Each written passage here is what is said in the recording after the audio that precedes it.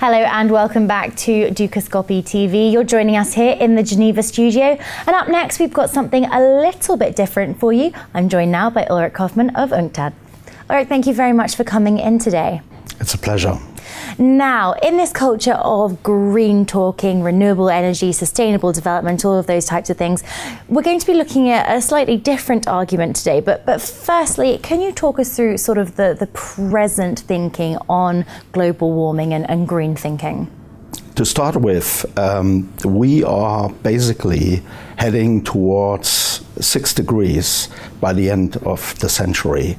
As a matter of fact, we have been following a trend which is worse than the worst case scenarios which were developed by the fourth report of the Intergovernmental Panel on Climate Change in 2007.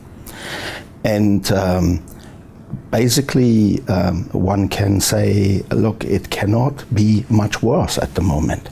And that is something which is not recognized, I think, by the general public. So we are a bit deceiving ourselves by rhetoric like green growth, green economy, inclusive growth, the opportunities of renewable energy. In fact,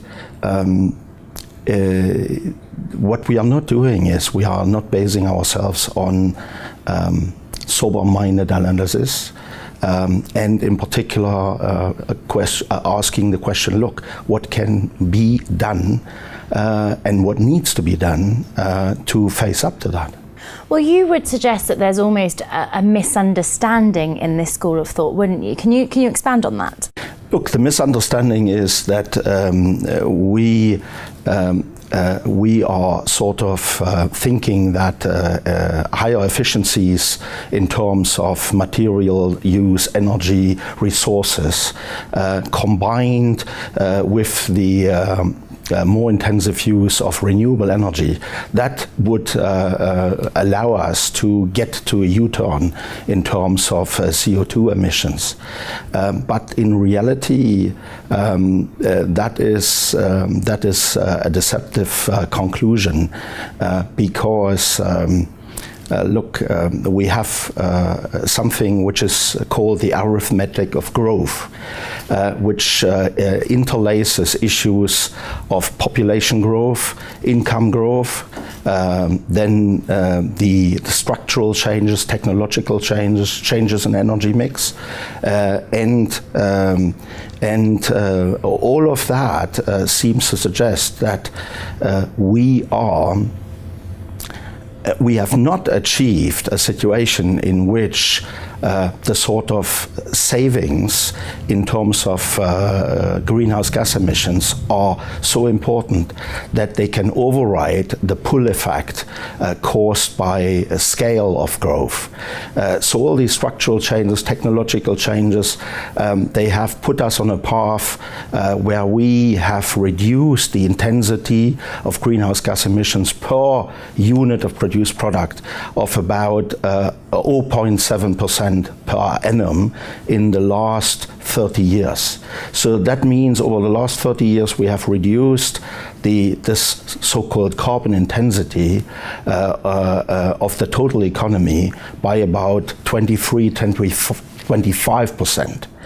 What we actually need to achieve by 2050 is an improvement of this carbon efficiency or carbon intensity by a factor of 21, not 20%, but 21 times. So that is really a sea change, and I think that is the harsh reality we have to face. So this arithmetic of growth idea is really at the center of your critique of the green growth concept then? It is indeed, that's indeed the case. I think these are all nice phrases. Sometimes, of course, they are all too often used even by top policymakers. But as I said before, we need to look at the harsh reality of the facts. And the facts are that the improvements in carbon intensity we need to achieve are really without any precedent in the history. In fact, we have only achieved these levels in the case of the United States shortly after the Great Depression, but for a very short period of time. Germany has achieved reductions in emissions after German unification in 91 and 92, but also only for 2 years because the heavy industry in the eastern part of the country collapsed. Russia has achieved that over, I would say, a bit longer, 5-6 years, the same, but as a matter of fact, the Russian experience we would have to globally repeat by a factor of 3, so 3 times faster. And what we don't need to achieve is a sort of a relative improvement in emission efficiency, but we need to achieve absolute cuts in the order of 85% in the developed world and at least 50% in the developing world. And we are, I'm afraid to say, far from that. And we have no real effective tools to get us halfway there. What would you say is next then? Where is the development space for developing countries? Look, the first thing is we have to start with telling the truth.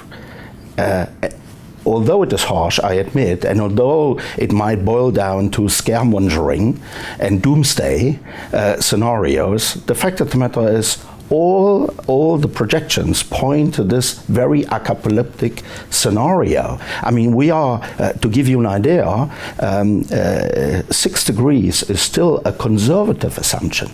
6 degrees is close to what is the difference between an ice age and a hot age of our planet. So we are really talking about a very serious challenge ahead of us. So what is next? What is next is, I think, we need to focus in the next decades more on adaptation, on resilience, so that we can cope with the consequences of climate change. So if adaptation can be combined with mitigation, so the reduction of greenhouse gases, so much the better. But I think as climate change is an accumulative phenomenon, so basically the damage is done, you cannot reverse it. We have to recognize that this is now the time for the pendulum to swing towards adaptation, and that will primarily concern coastal zones, notably in developing countries, and then along rivers.